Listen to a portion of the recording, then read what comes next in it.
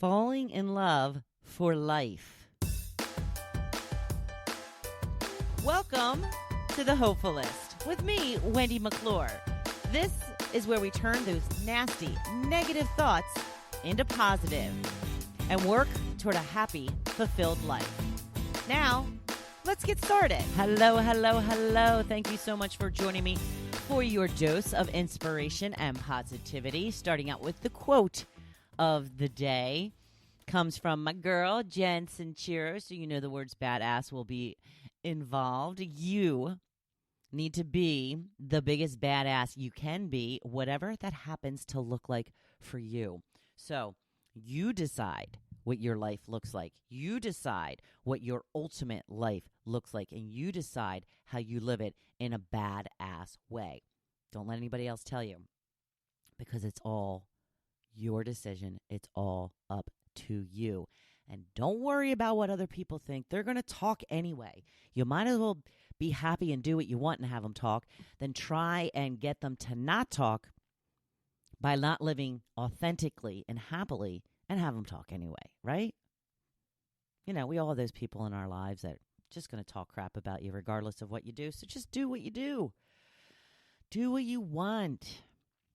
Moving on to the good news. That's right. We've got some good news for you. A man in Milwaukee was shocked to see his own dog on the news up for adoption. That's right. Payday had been missing for 2 years after escaping the house while being frightened by fireworks. I've got a little tip for you about fireworks and dogs. I'm not going to help you so much now if you have a dog that is already afraid of fireworks. But fireworks is a big issue in our town. They shoot fireworks off constantly. I know this has become an epidemic during the pandemic. It's really just happening everywhere now. But this has been an issue for a long time in my neighborhood. I live in a resort town. People come here for vacation. They shoot off fireworks all night. Kind of crazy. People are always up on our community group page complaining. Their dogs are frightened. They're shaking, blah, blah, blah. I'm very either lucky or the training worked when it comes to loud noises and my dog. She's 15 now, so a lot of times she doesn't even hear them. But one of the things I was taught when Tucker was a puppy is to not react when she gets scared. And one of the things that she was very scared of when she was a puppy was that loudspeaker noise on city buses that, you know, that pulls up to the side and it announces the stop or the next stop or whatever, that wah, wah, wah, wah, like almost Charlie Brown teacher type. She was so afraid of that noise. She would literally like jump up on my legs trying to get me to pick her up. And I had to, and this is the hardest part. I had to ignore her. And I did. I had to send her the message that it's not a big deal. Because what happens is, and this is why dogs become afraid. I don't know, maybe some dogs are just born this way and they're afraid of thunderstorms and fireworks or whatever. This method worked for my dog. Again, maybe I'm lucky. Maybe it was the method. But if I would have picked her up when that noise was being made and consoled her and comforted her, then every time she heard that noise, that would be what she craves. She would now associate loud noise, that noise, with being consoled, which of course they love. They want to be held and, you know, for the most part, especially if they're scared. But since I didn't react, she learned, not a big deal. She got scared. She got over it. We continued our walk. I also saw somebody mention the other day that you should actually play loud noises for your puppies so they get used to them. Like play them a YouTube of fireworks. Play them a YouTube of a thunderstorm. This way they will learn to just not react to them. Just a little hint for you. Just a little something to think about the next time you get a dog. Because it is. It's heartbreaking to watch them suffer that way. And it's even more heartbreaking to think that we're the ones that kind of did it to them. So there you go. On to the topic of the day. We are talking about the greatest love of your life. Who is that? Your spouse? No. Your kids? No. It's you. Or it should be you. And if it isn't, then you will never feel truly happy, satisfied, or fulfilled. I used to hear people say this all the time and thought, such nonsense. But as it turns out, not nonsense at all. In fact, it is 100% accurate.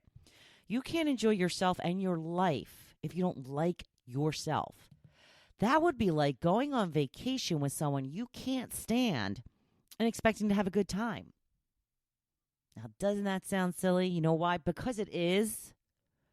So the next big question is, how can you possibly go from about loving yourself when you may not like yourself at all? I've been there. I would even go so far as to say I actively disliked myself. It was everything from my appearance, my weight, where I lived, how I acted, the thoughts I had. You name it, I didn't like it.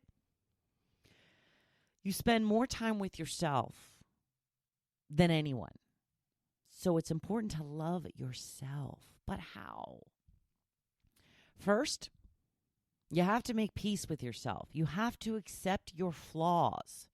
Realize they have served you in some way at some point, and continue to improve in the areas you would like. Just like most things, you have to start focusing on what you do like instead of what you don't like. There are so many little things we do. In fact, like about ourselves. I'm sorry, my eyesight, just the computer's just a little tiny bit too far away. So I'm going to start that over again. Take two. There are many little things we do in fact like about ourselves, but take for granted. Such as I have great eye color. A lot of people have said they are my best feature. I have great fingernails. They are strong and look really nice. I make sure to take care of them. It took me a long time, but once I finally embraced my curly hair, I love that too. When it comes to personality traits, I'm extremely impatient, reactive, uptight, rash, judgmental, shallow, a whole host of other things. But I'm also ambitious, hardworking, witty, friendly, outgoing, and again, a whole host of other things. So start focusing on those things you do like. Remind yourself of them often, and I mean every day. Over and over again, look for things about yourself that you like. Stop taking things like your health for granted. Be happy that you are healthy and your body does all that you tell it to do. Maybe you hate your car where you live. Be grateful you have a house to keep you safe and warm and a car to get you where you need to go. I know. I used to roll my eyes when people said stuff like this, but it's really true. 75% of the people in this world don't have one, let alone both of these things. And if you're consuming this on your smartphone or tablet or your Bluetooth in your car, then you get bumped up to the top 90% of the world's most wealthiest. No, I'm not saying you're the most wealthiest person. I'm saying you have more opportunities than 90%. You have something that's so luxurious that people that don't have a house would sell and be able to eat for 3 months. We have to stop taking so much for granted and start being grateful. That's why gratitude is the key. Just being born in this country is a huge jackpot that too many of us take for granted. Still having a hard time thinking this will work for you? Well, then I have great news. I'm offering a free challenge that will focus on learning to love yourself. Yes, you can. And I can help. It will be 5 days long. It will include all kinds of tidbits to start you on the path to loving the most important person in your life. That's you. It's completely free. Yes, free. Join in with like-minded people who want life to get better. Take advantage of the community aspect and lean on them. We are all in this life together, and this group will cheer each other on and lift each other up. It's time we stop waiting for your best life and start making it happen. There's also going to be free prizes. Yay! Get all the details on my social media accounts. If you don't know them, Facebook at The Hopefulist, Instagram at @the_Hopefulist, TikTok at The Hopefulist. Check out my social media. Get yourselves signed up. Get ready to dig in and start that love affair. It will be the best thing you ever did for yourself. So what are you waiting for? Sign up now. Sign up now. Or shoot me an email at thehopefulist1@gmail.com with any questions you may have. As always, please leave me a review for this episode. If you haven't already, hit the subscribe or follow button on the podcast and let your friends know about me and the free challenge that is coming up. It's going to be epic. That's right. So, meanwhile, have a fantastic week.